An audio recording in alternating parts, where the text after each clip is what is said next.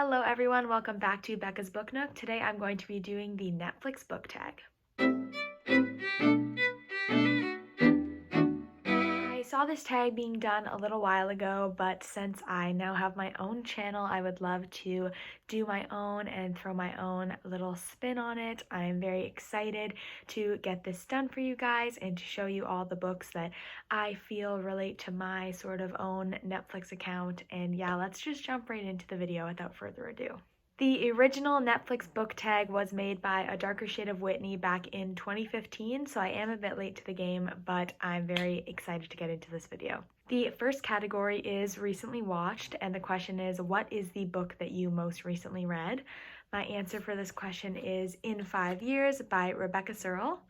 I just finished this book not too long ago and it was amazing, very sad, a lot more upsetting than I was expecting it to be. I thought it was gonna just be one of those little chick flick reads. I was really excited just to have something light to read before bed, but it got pretty dark pretty fast. So it was okay, but I wasn't expecting the sadness and it sort of caught me off guard. The next question is top picks. What was a book that was recommended to you based on another book that you had already read? My answer for this one is gonna have to be The Gilded Wolves by Roshani Chokshi, which I am actually about to start today, and this was recommended to me based on the fact that it is similar to Six of Crows in the way that it is a heist story. I'm so excited to get into this book, and I can't wait to share my thoughts with you guys. If you've read it, comment down below, and I can't wait to start reading it. Question 3 is recently added. What was the most recent book you purchased? And my answer for this has to be Beach Read by Emily Henry.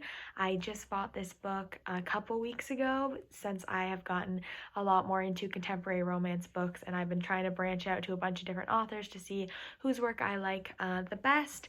Can't wait to read this book in the summer on the beach somewhere hopefully, and I heard it's just a really great story and a lot of fun. The next category is popular on Netflix. What is a book that everyone is reading and everyone is talking about that you have but have not yet gotten to? My answer is From Blood and Ash by Jennifer L. Armentrout. You guys know that I've been wanting to read this book for a while and just have not had time to get to it. Now that I'm getting into the summer months, I am thrilled to finally have the chance to get into this story and hopefully read the sequels as well if I enjoy it, which I'm sure I will. The next category is comedies. What is a funny book that you've read? My answer for this has to be The Trials of Apollo and the Hidden Oracle, Book 1. It is by Rick Riordan, of course. I read it at the end of last year and I loved it. It was so funny. I loved getting to see the old characters again, and Apollo's narration is just hilarious with all of his references to teen culture, and I was just laughing in like every chapter. The next category is dramas. What is a book that has a drama king or queen? I had to go with Clockwork Prince by Cassandra Clare. There are so many drama queens in this book.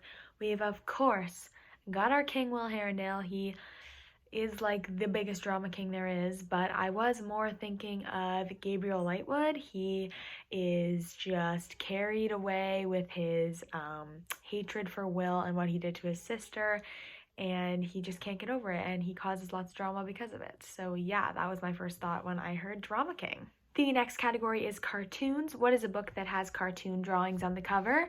I had to go with The Hating Game by Sally Thorne. I read this book recently, and it is one of the only books that I have that has these little drawings on the front.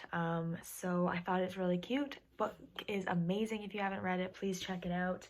And that is my answer for cartoons. The next category is watch again. What is a book or series that you'd love to reread? I actually was just thinking the other day about how much I want to reread The Lunar Chronicles by Marissa Meyer, so I had to go with Cress, which is my favorite one of the bunch. I haven't read this series since like grade 8 or 9-ish, so it's been a good like 4 or 5 years, and I would really love to reread it. It's only like 4, 5, I think it's only 4 or 5 books. I think it's just 4. So I would love to reread it. They're not that long, and I really miss the characters. I miss Cress and Thorne. I want to just be taken back to that world.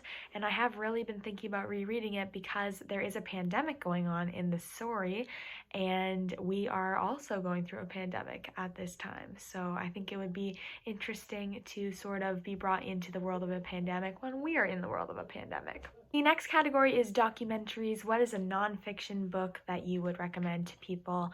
I personally don't really like nonfiction, like, at all. I just have never found it interesting. I would much rather be transported to a different world than read about my own. But I do have to say that recently I have been reading Enchantment, which is the Audrey Hepburn biography. And as you can tell by my room, I love Audrey Hepburn. I love everything to do with her. So I really loved reading this story. And if you know anything about her or enjoy her movies or anything, I definitely recommend reading this book. Her life was amazing and everyone should read it. The next category is action and adventure. What is a book that is action-packed? For this, I have to say Kingdom of Ash by Sarah J. Maas. I finished this series like last summer, but I have not stopped thinking about it. I honestly know that there's a part of me that wants to reread it, even though I just read it not too long ago. I fell in love with this series. I fell in love with the characters, and the final book just made me feel so many things, so many emotions. And yeah, it was such an action-packed book. I can't even remember all the things that go on in this book. It was beautiful, so amazing, so well done.